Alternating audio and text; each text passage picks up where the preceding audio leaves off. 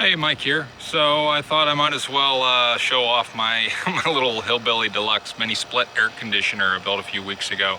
Got pretty hot here in my little lab. It's well insulated, but if I have the refrigerator and stuff running in there and some other experiments, it can warm up a bit. And I'm doing a lot of the experiments that require really tight ambient temperature to be maintained.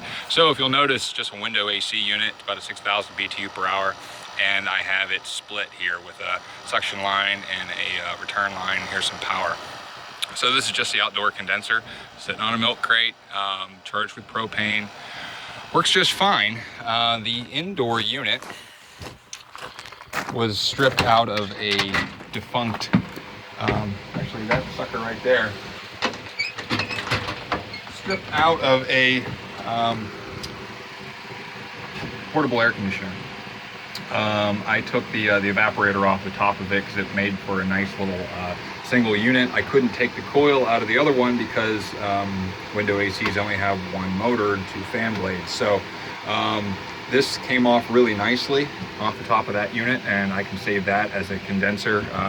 It's a beefy 1-ton compressor, or 1-ton capacity system.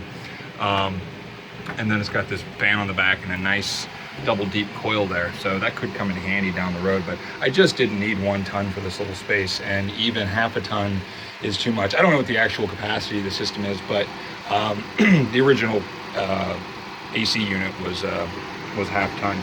So you see I have the copper lines run up, no insulation or anything. This thing was just rigged together, and I literally built it one evening after work. So this coil, of course, came off of a larger system, so this evaporator was not intended for a half-ton system. It probably is a little oversized. I have 3 fan speeds, but I'm running it on high right now.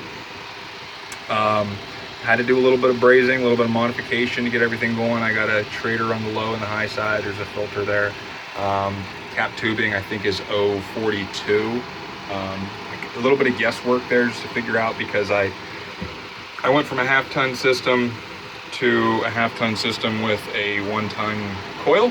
Then on top of that, I put propane in it, so changes things a bit. So anyway, I think I only changed the length of that cap tube once. I did shorten it a little bit because I was getting a lot of superheat. I still get a fair amount of superheat off the thing, but keeps the place really cool. I should do something to manage my condensate. See, comes off with a pretty good clip there.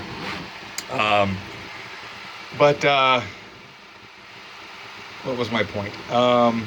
Yeah, so it keeps the place fairly cool. We had some really hot weather here last week in Portland. Got up to like 106, 108 Fahrenheit outside. I came home, it was still over 100 degrees outside. I turned it down and got it down to 65 in here in a short period of time. So it seems to work fairly well.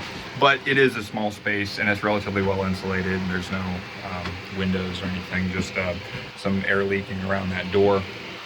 So it serves my purposes. So I'll leave it at like 78 during the day, keeps it nice and cool.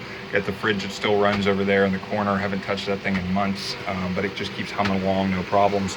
In terms of refrigerant leaks, I don't know of any. Haven't had any problems yet. Same thing with that fridge. It still works just fine. The heat pump, every time that I kick it on, works just fine. Brazing connections work great. There are no flares in this system.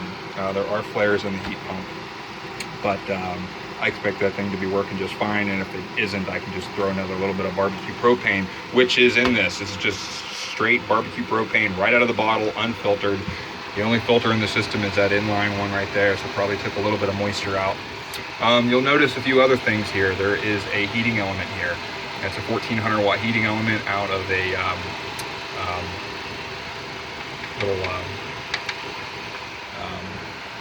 little space heater. And then we have a PID controller here. That's just a thermostat for the air conditioner, and then this is the PID controller. This is in Fahrenheit. Can't change it. It just came as Fahrenheit, and then this one is in Celsius here. So took a little bit of tweaking to get the PID to work well. But what I'm able to do is to fine tune the temperature in here to 25°C, give or take 0.2 degrees or something. Depending on outside temperature, the heat load on the system, I have to recalibrate the PID.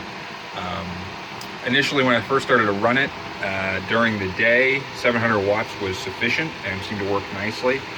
But towards the evening, the heat load on the building here and on the AC unit declined. So the 700 watts was not enough to keep up with the air conditioner. The air conditioner was pumping out that 700 watts faster than it could put it in. So I had to switch over to 1400 watt, which is kind of silly. And I suppose I can just switch it back and forth, you know, as the seasons change and it's cooler outside.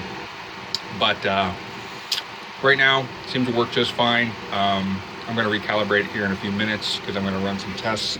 I'm doing this goofy stuff over here with some thermosiphons. I just thought I would share that a little bit. Thought about putting a shroud or a box over top of this damn thing and, you know, Sharpie and Train or Carrier or something silly on the side, you know, or Hillbilly Deluxe or whatever. So anyway, anybody's inclined to build something like that, it was super cheap. I get these things from Goodwill. Most of the time they don't work. Well, actually, no, most of the time they do work.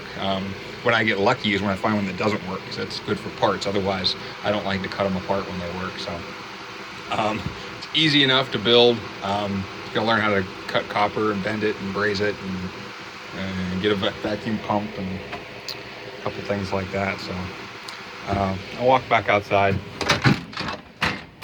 One of the things I noticed when I first put it together that caused me to cut the cap tube down was that I was getting an excessive amount of subcooling on the outdoor unit. I have an infrared camera, so it was really easy to be able to see it. You could feel it too, but it was kind of neat to be able to see about, you know, half the condenser here or something like that was nice and hot, and the rest of it was cooling down to below saturation.